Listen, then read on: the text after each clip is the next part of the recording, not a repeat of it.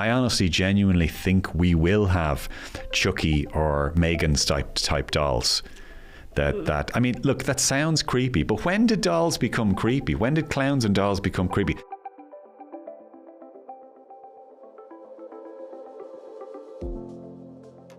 Hello and you're welcome to the Big Tech Show with me, Adrian Weckler, in association with Square.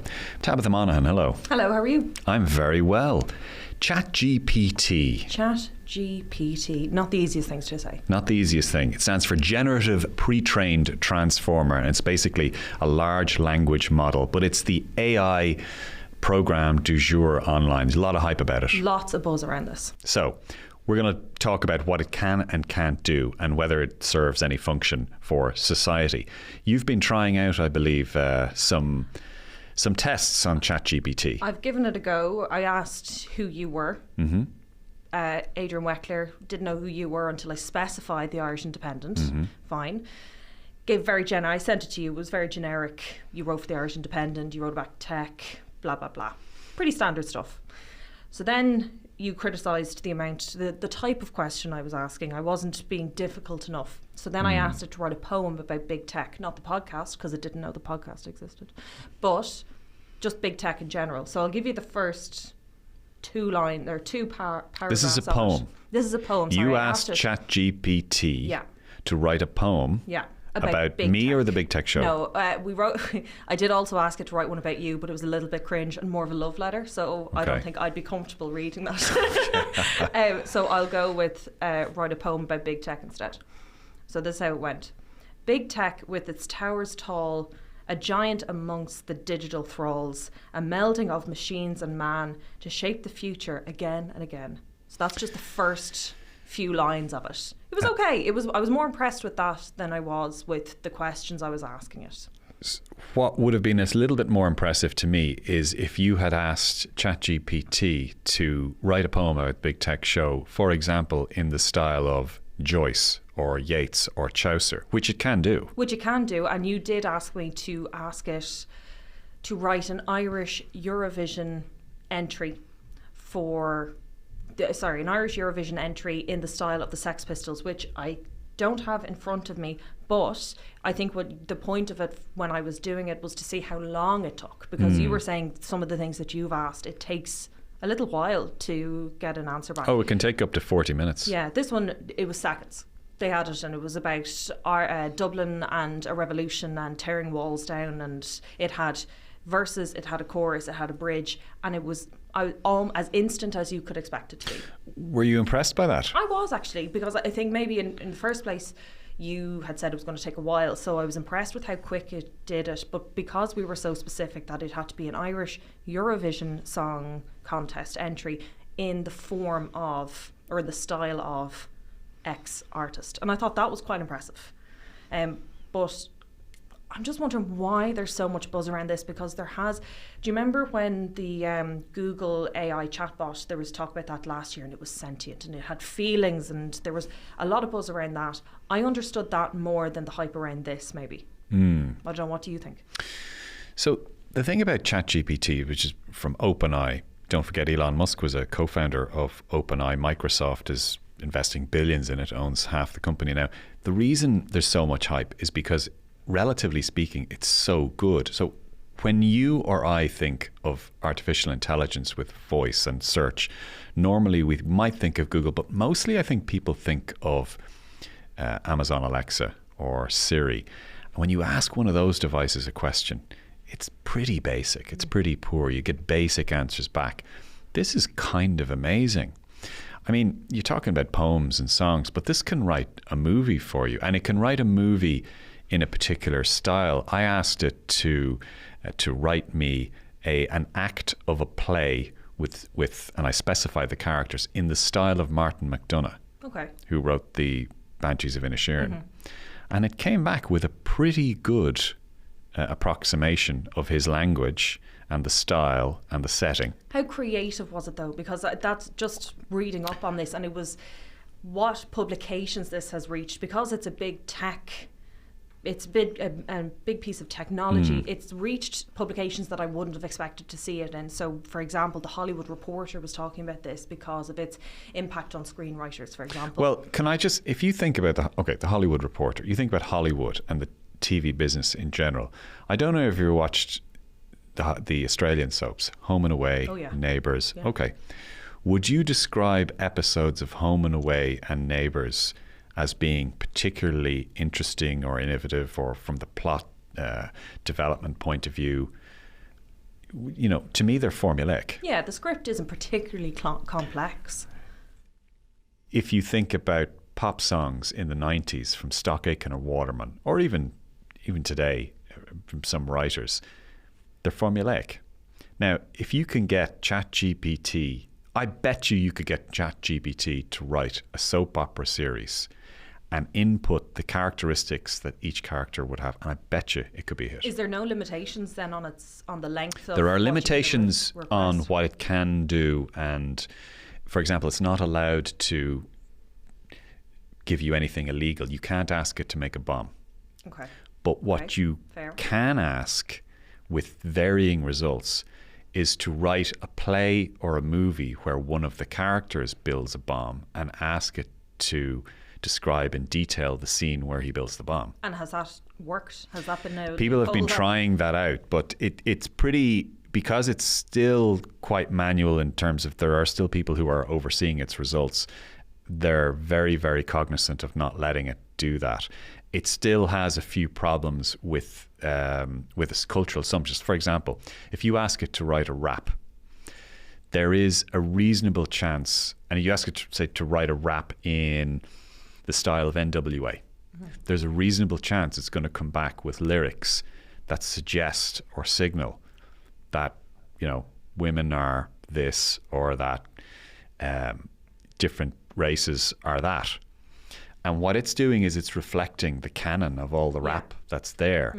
But do we think it's acceptable for an AI program to be returning those results to us? Some people might say it is, and others will say absolutely it's not. But also I asked it earlier on what was some of its own limitations, and it openly says, I might serve you misinformation or inaccurate information. So it knows that there are some limitations to it as well. But I wonder, why can't it, okay, maybe we have this discussion as well, to some people's misinformation is other people's fact.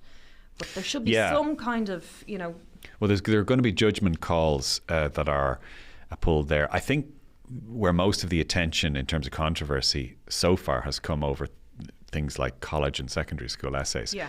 And it is very, very good at those things. If you tell it, for example, to write a 500-word essay about a famous Irishman in the 1930s, it could come back to you with an essay on James Joyce or, you know, John Millington Synge. I might have the decade wrong there.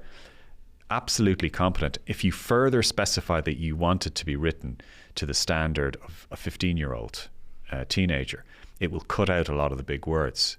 So that's really where the buzz is coming from, is that you can really narrow down exactly what you want. But I would assume, let's say everybody is in the same college. If there's 500 students in a history lecture in UCD, they're asked to write, they have loads of questions, but they'll get, say, 5 options.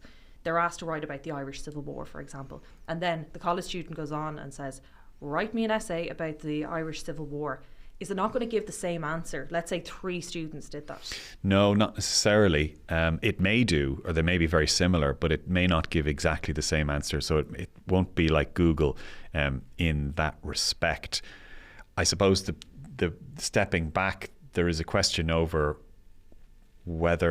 how much that matters. I mean, when it comes to homework, parents often do their kids' homework. I don't know if you know this. Do they often do kids' homework? Often, yeah. This is an open secret. Projects, modeling things, essays, all sorts of stuff. Parents frequently do their kids' homework. But so when it's something very formulaic, like we've said, it can do that really well. But I've already mentioned the Hollywood Reporter, but something that one of the screenwriters or the showrunners even said was that it's not very good at coming up with decent jokes. It's not creative enough to be able to, unless that showrunner gave it a significant amount of information to be able to generate. Well, how many shows that you watch have decent jokes in them? Fair. Okay. Yes. Fair point. You know? Yeah. Okay. I mean, I'm looking at there's one Irish soap opera which will remain unnamed. And it's just dreadful. Like, the script is dreadful. The characterization is dreadful. Yeah. Honestly, I would watch something from Chat GPT before that.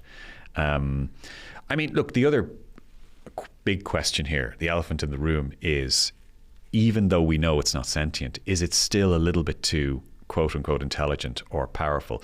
I don't know if you've seen the trailers for that movie Megan. Yes. The horror. Yeah. Okay, doll that comes to life. Yeah. Tale as old as time. Chucky.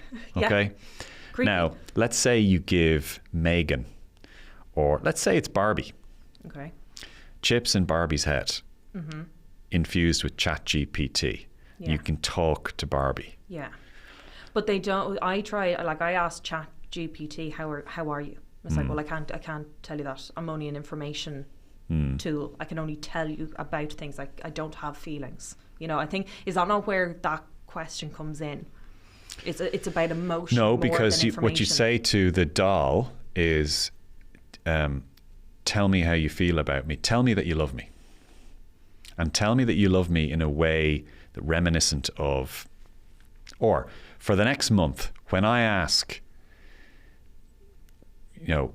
you to tell me what you think of me, I want you to respond in X, Y, or Z way. Now you've got an artificial intelligence companion. Now you're into the realm of Deus Ex Machina or Her. Her was a great film, though. Yeah. Like that film. You know. Joaquin Phoenix, excellent. Or anything, or Blade Runner 2049. But you know, by the time we get to 2049, so the big fear here is, even if it's not sentient, is it powerful enough to be frightening anyway? And also the question of, will this robot take our jobs? I mean, that's a bit of a predictable way that these conversations. We're always worried go. about that. Yeah. I mean, if take my job, can this write articles? Yes, it can. If you feed 4 or 5 tweets into this and say, write an article from these 4 tweets based on a New York Times style, it will do it. Yeah. It'll give you a 250-word article. That's absolutely fine. What another bit of the other side of the buzz around this is what it's doing to investment, and it really is fueling investment around generative AI. Is that just a bit of a bubble? Will that continue, do you think, or where are we going with AI? No, it'll definitely continue. Like, as we speak, people are freaking out in Google. Sundar Pichai is freaking out. He's reassigning hundreds of people within that tech giant. Why is he freaking out? Because of the search function, which is Google's bread and butter. Google makes almost all of its money from ads that are served based on stuff that you search for. If ChatGPT, which is now in Microsoft's camp, is better than Google at results, which it is, it's just not quite as well structured yet. If it's better at returning results, Microsoft will take that business and Google will be in big trouble. It actually is making it easier again, because you go onto Google, you type it into the search engine, and then it gives you all the information or gives you all the articles that you can read. But it's serving you the information within those articles as well. So what is Google doing about that? You said it was fueling more investment. Well, it's trying to bulk up the investment in its own artificial intelligence. I mean, Google, Amazon, Microsoft, Apple, one or two others would be the biggest investors in artificial intelligence anyway. So Google needs to, even if it needs to copy ChatGPT, it needs to come up with something quite similar. I'm just wondering where we're going to see this going in a few years' time. And a lot of that depends on the regulatory environment. I honestly, genuinely think we will have Chucky or Megan's type dolls. I mean, look, that sounds creepy, but when did dolls become creepy? When did clowns and dolls become creepy? Like 30 years of movies have made dolls creepy, but I think when you gave them emotion, I would think.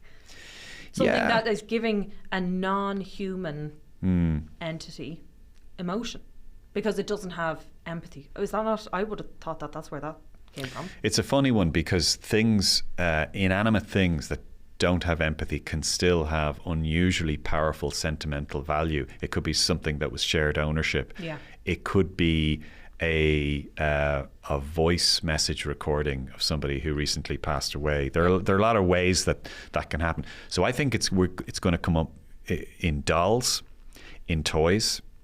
I think it's going to come up in other types of toys. Okay, ominous. Yeah, I think it's going to come in adult toys. Yeah. You know, at a future point. I think it's going to radically affect gaming, online gaming. The applications there are obvious. It could affect everything from, you know, TV entertainment up to warfare. It could take into account a certain set of calculations on when and where to, and in what context to strike something. There's definitely a lot of hype around this, but I don't think that it's unwarranted. I think we're sort of at the bottom of a big upslope here. And I did ask it as well, will you take our jobs? And it said, yeah, well, I will take some jobs, but not all of them, but I'll also make human working more efficient. Yeah. So, I mean, look, if at the very least, if it makes us appreciate well-written essays or responses more than generic nonsense. And creativity. Yeah. And creativity. It could accelerate that as well. So anyway, I'm going to remain upbeat about this as an opportunity, not a threat. And with that upbeat message, I'm going to say that that's all we have time for today. So thank you very much to Tabitha, who has been here and who produced this episode. Also to Conan Doherty on video, to Gavin Hennessy on sound. And for me, Adrian Weckler, we'll be back with you in a couple of days' time. Talk to you then. Bye-bye.